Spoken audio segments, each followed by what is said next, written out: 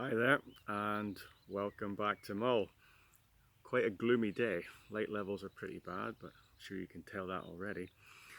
And today's message from Mull is the following: if you don't make time for your wellness, you will be forced to make time for your illness. Let me just say that again. If you don't make time for your wellness, you will be forced to make time for your illness. There's a quote for a Friday, eh? Now, I wish it was me that coined that phrase. Actually, not quite sure who came up with that, but it was brought into our caseload meeting by our gaffer, Jill Bruce, on Wednesday. See, fountain of knowledge.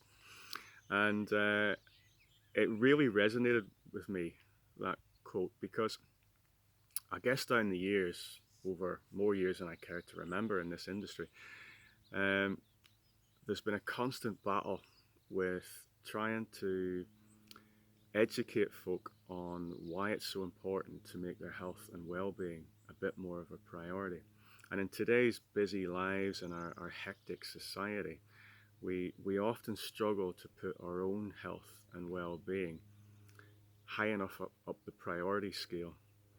And it's a real issue with a lot of people who perhaps haven't trained or been active for many, many years before they come to an outfit like Healthy Options.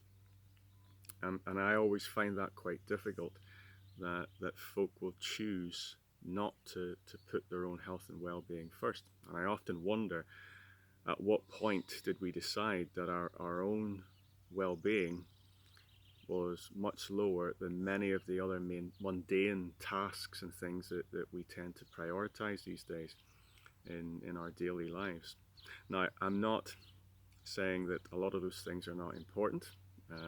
We all have responsibility in life. Many of us will have children. We have work commitments. We have things that we can't really get out of. But what I hear an awful lot of is, I can't come to the gym, or I can't be active, or I can't go for a walk, or I can't focus on my diet because I have to do this. I've got to do this. And health and well-being gets pushed down the scale quite a bit. And although we probably don't think of it, what we're actually saying to ourselves is, I don't have time to reduce my risk of a heart attack, of a stroke, of diabetes, of cancer, of dementia. And I know that's pretty harsh, but that is really what we're saying to ourselves if we can't make the time. I don't have time to improve my mobility. I don't have time to improve my functional capacity. I don't have time to improve my immune system. I don't have time to maintain my independence into later life. So sometimes we tend to get wrapped up in the cost of health and well-being. And I'm not just talking about paying for a gym membership or a pair of trainers or your latest Lycra kit. I'm talking about a cost of time. And unfortunately, for so many people in the UK today, we don't prioritize health and well-being enough. So what I'm going to suggest is that we start to change the way we think, and we start to consider perhaps the alternative cost, the cost of illness.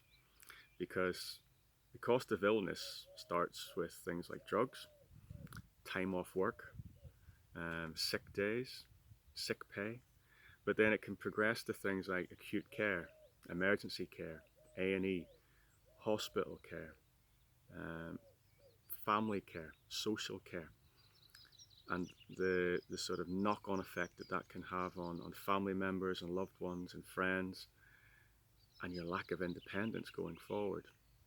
Now, the cost of that is far greater than perhaps shelling out a few quid for a gym membership, or trying to make sure that you can create some time for yourself to go and be active and start to place your own health and well-being higher up the priority list. So perhaps instead of thinking, I don't have time, I have to do this, I've got to do that.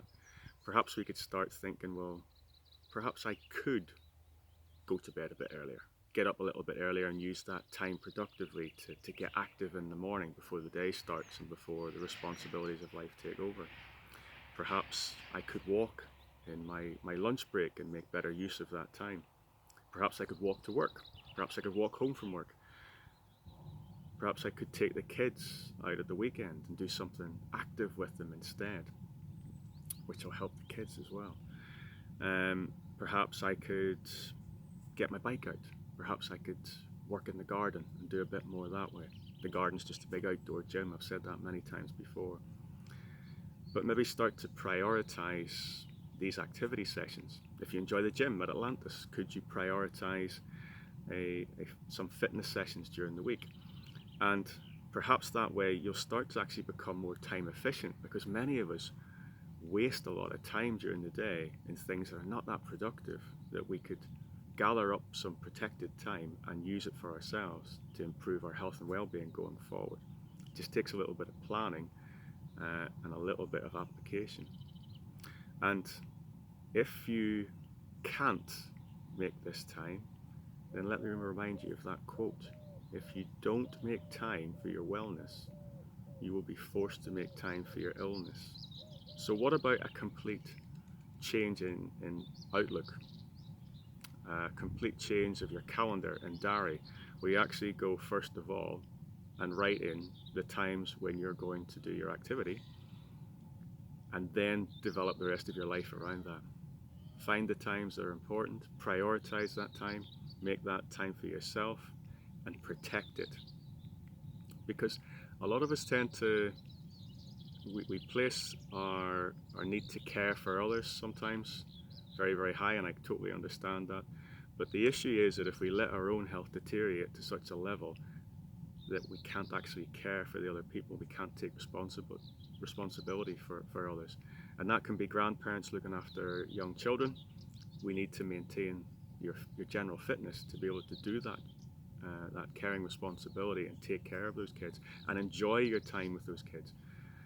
Again, I've said many times before, we're living much longer these days, but there's no point unless there's a good quality of life at the end. So let's start making time for your wellness, and let's start avoiding the effects of the illness. And I'll see you next week. Have a lovely weekend, guys. Take care. Bye-bye.